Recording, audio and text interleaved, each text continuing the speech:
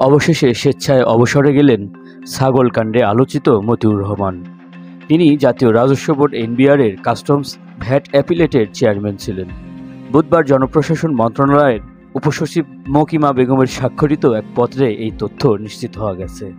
সেখানে বলা হয়েছে, অভ্যন্তরীণ সম্পদ বিভাগে চাকরিকাল 25 বছর পূর্ণ হয় মতিউর রহমান অবসরের আবেদন করেন। আবেদনের প্রেক্ষিতে সরকারি চাকরি আইন অনুযায়ী আগামী 29 আগস্ট 2024 তারিখে সরকারি চাকরি হতে অবসরজনিত আর্থিক সুবিধা ব্যতীত অবসর প্রদান করা হলো। এর আগে গত ঈদুল আজহায় রাজধানীর মোহাম্মদপুরের সাদিক এগ্রো থেকে 15 লাখ টাকায় একটি ছাগল সহ বিভিন্ন খামার থেকে 70 লাখ টাকার গরু কিনে আলোচনায় আসেন মুশফিকুর রহমান ইফাত। ওই তরুণ এনবিআর কর্মকর্তা মতিউর রহমানের ছেলে। তখন থেকেই মতিউরের বিরুদ্ধে দুর্নীতির বিষয়টি সামনে আসে।